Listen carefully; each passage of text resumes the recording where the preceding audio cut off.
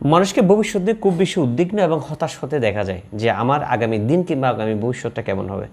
এটার মূল রিজনটা থাকে মানে বর্তমান যে বেকার সমস্যা, সে সমস্যার কারণে মূলত এই জিনিসগুলো মানুষের মধ্যে অ্যারাইজ হয়ে থাকে। কারণ বাংলাদেশে বর্তমান বলছে প্রায় 4 কোটির উপর বেকার আছে।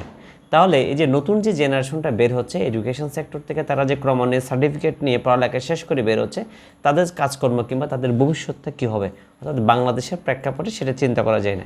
কেউ কিংবা বিদেশে পাড়ি জমাচ্ছে তাদের ভবিষ্যৎ করার জন্য, কেউ ইউরোপ কান্ট্রিতে তাদের নিজেদের ড্রিম করে নিচ্ছে, কেউ আমেরিকাতে তাদের ড্রিম করে নিচ্ছে। মূল বিষয় হচ্ছে আসলে কোনো একটা দেশকে ঘিরে কিন্তু একটি স্বপ্নকে চাইলে বাস্তবায়ন করা যায়, আবার চাইলে বাস্তবায়ন করা যায় না। রিজন হচ্ছে আপনি বাংলাদেশ কিংবা দেশের বাইরে যেখানে যান না কেন, আপনার কেরিয়ারটা তো আপনাকেই করতে হয়। তো আমরা মূলত কিছু বৈশ্বিক কিছু কারণ, পারিপার্শ্বিক এবং বৈশ্বিক কিছু কারণে আমরা নিজেদেরকে কেন জানি একটু দমিয়ে রাখি। এই থমকে রাখা কিংবা দমে রাখার কারণে আমরা আমাদের লাইফটাকে গুছিয়ে উঠতে পারি না বা গুছাতে পারি না। যেদিন থেকে মানুষ হতাশ হয়, যেদিন থেকে মানুষ ভবিষ্যৎ নিয়ে উদ্বিগ্ন হয়, খুব বেশি চিন্তা হতাশাগ্রস্ত হয়, সে হতাশাটাকে সামনে না টেনে ভবিষ্যৎটা ওভাবে না দেখে যে দিনটাতে উনি হতাশাগ্রস্ত, সে দিনটাকে যদি কাজের মাধ্যমে চিন্তা করে তাহলে কিন্তু একটা বেটার রেজাল্ট পাওয়া যায়। ছোটো ছোটো বালিকণা বিন্দু বিন্দু জল গড়ে তোলে মহাদেশ সাগর তোলে, সেটা আমরা সবাই জানি, কিন্তু আমরা প্রক্রিয়াগতভাবে সেটা মানি না।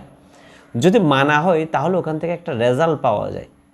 ছোটো করে কাজটা শুরু হয় বিদায়িত হয়। একটা ছোট্ট একটি চারা গাছ, আপনি একটি গাছ দেখেন, অনেক বিশাল গাছ যেটা দেখতে পাচ্ছেন, আজকে বলছে 30 বছর আগের এই গাছ, কোনো গাছের বয়স 100 বছর হয়েছে, কিন্তু এটা বড় হওয়ার আগে তো একটা বীজ থেকে কিন্তু চারাটা অঙ্কুরিত হয়েছে, এরপর শাখা প্রশাখা গজিয়েছে, এরপর বড় একটি গাছ হয়েছে, ক্রমান্বয়ে ডালপালা ছড়িয়েছে। এটা একদিনে হয়নি, অর্থাৎ সেদিনে সে ছোট্ট গাছটি ছিল, চারা গাছটি ছিল বিধে আজকে গাছটি বড় হয়েছে একটা ধারাবাহিকতার মাধ্যমে। ঠিক তেমনি আমরা যদি ধারাবাহিকতাকে মেনটেন করে চলি, ক্রমান্বয়ে ভবিষ্যতে উদ্বিগ্ন না হয়ে গঠমান প্রক্রিয়া, তো আমাদের যে কাজ, যে কর্ম, যে ওয়ার্কগুলো আছে সেগুলোকে যদি প্রতিনিয়ত রিসার্চ করে করে আমরা কাজের মাধ্যমে এগিয়ে যাই, তাহলে এখান থেকে আমরা একটা বেটার রেজাল্ট পেতে পারি।